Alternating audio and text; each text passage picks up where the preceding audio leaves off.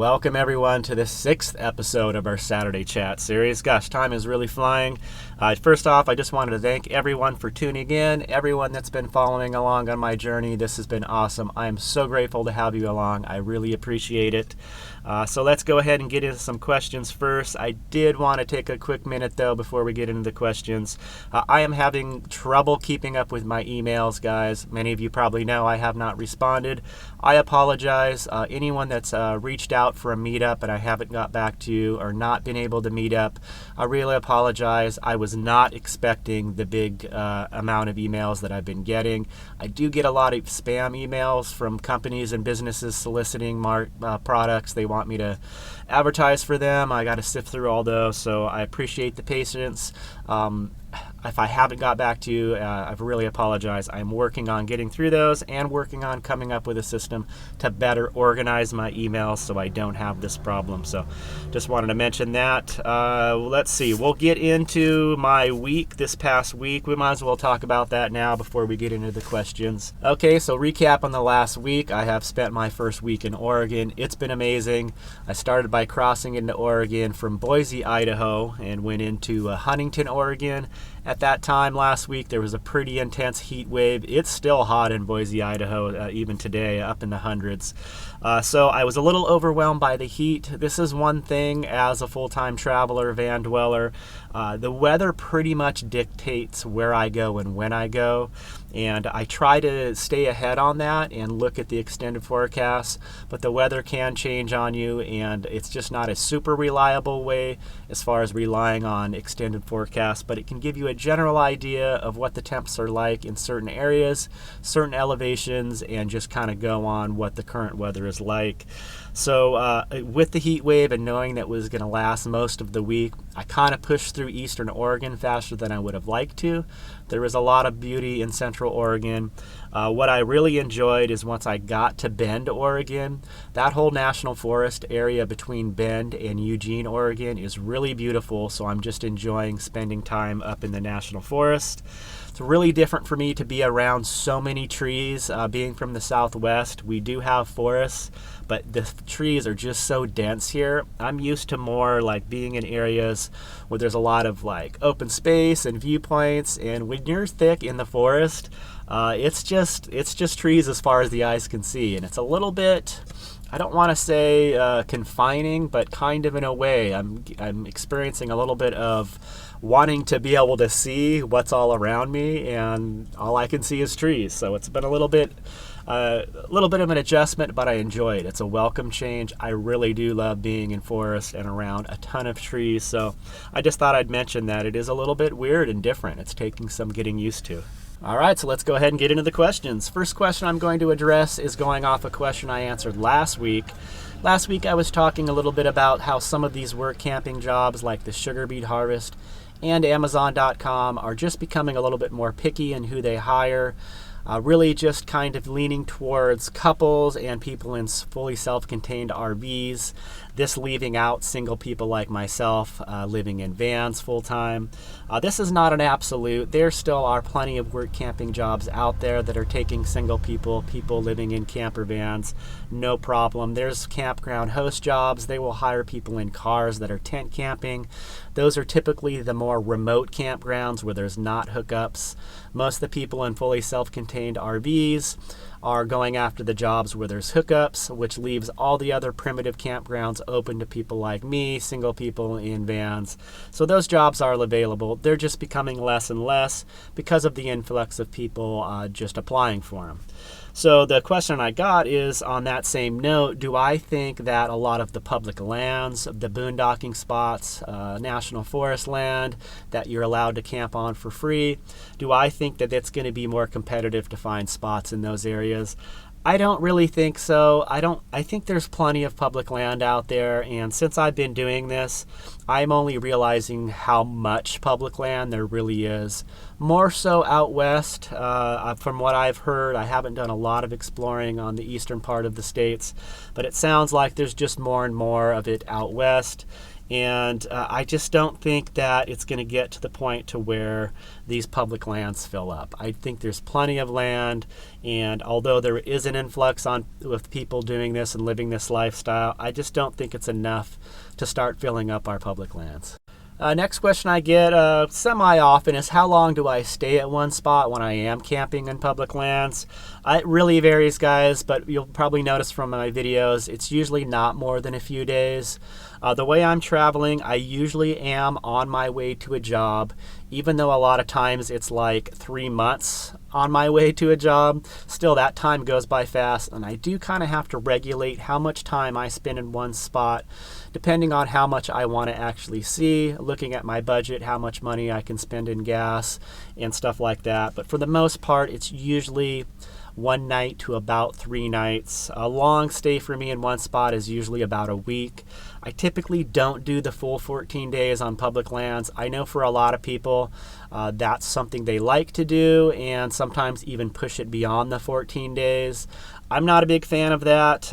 For me, when I go into a public area, a national forest, and I see someone that looks like they've been there for more than a couple weeks, it's a little annoying to me. I think a lot of those roles are set up not only to keep people from living year-round on public lands, but also to give other people a chance. If you're set up there for more than 2 weeks, there may be someone coming in there and having an eye on the spot that you're camping in and kind of watching the clock and counting down the days. Okay, 14 days from now, this person is going to pull out. I can have that awesome spot that they've been enjoying for the last couple weeks.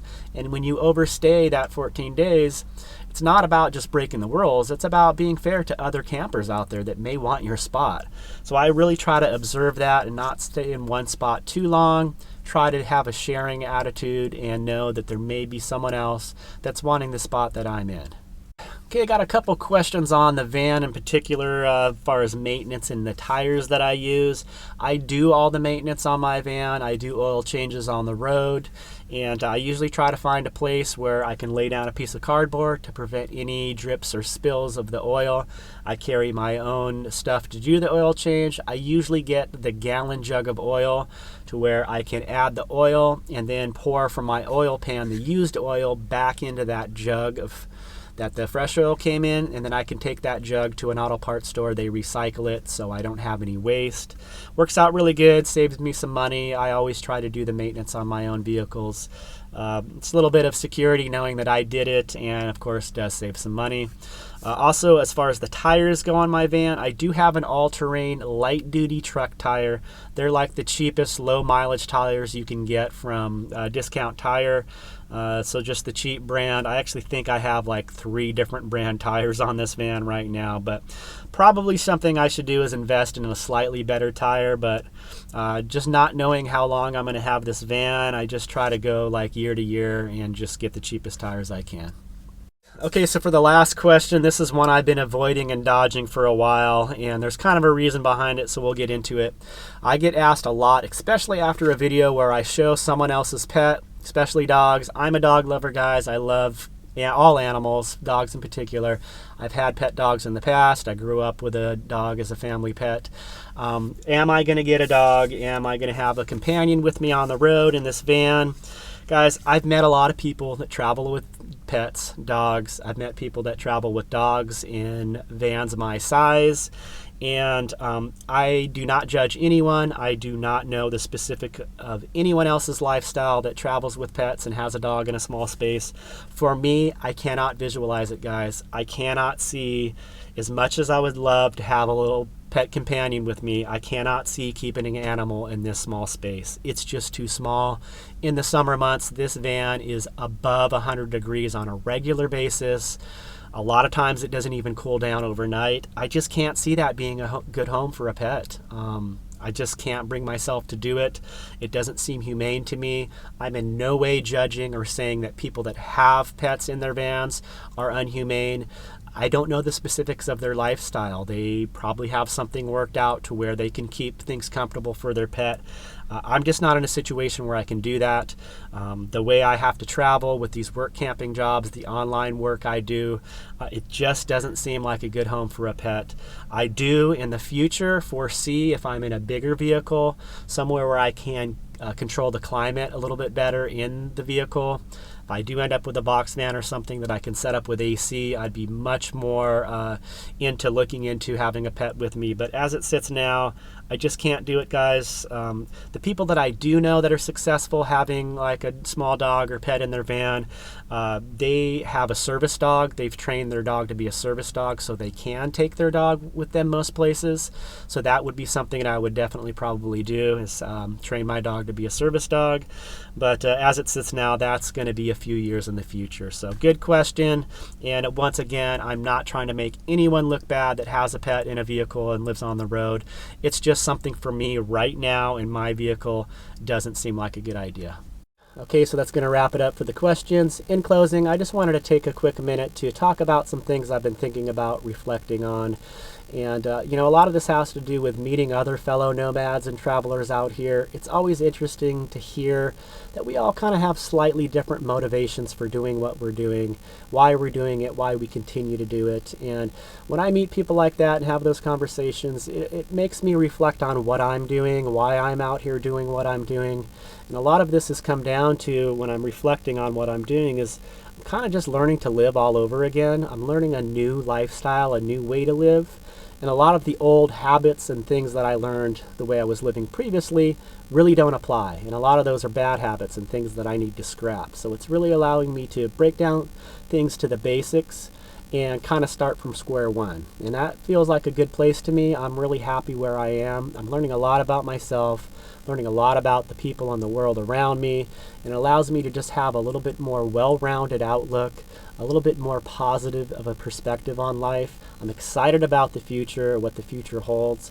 I'm really excited about the unknown. A lot of my previous life, things that really got me down was just the knowing of what the future was going to hold. Oh, I'm going to continue to do this for work, and then I'm going to retire, and then I'm going to I didn't like that feeling. I didn't like the planned out long-term structure.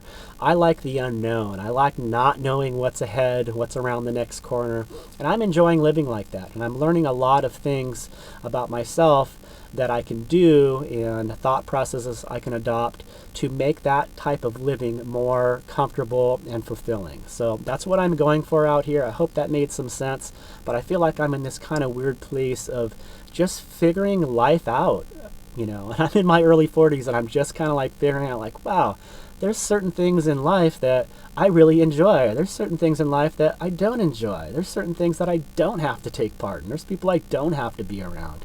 There's people I do want to be around, and all this kind of stuff. It just seems so basic and novel, but I'm just now figuring it out. So anyway, that's a little glimpse of kind of where I've been at as far as my headspace. I hope that made some sense. Anyway, I really appreciate you guys following along and being a part of this amazing adventure and journey. It means a lot to me. I'm grateful to have you along. Look forward to talking in the next video. We'll see you soon. Take care. Peace.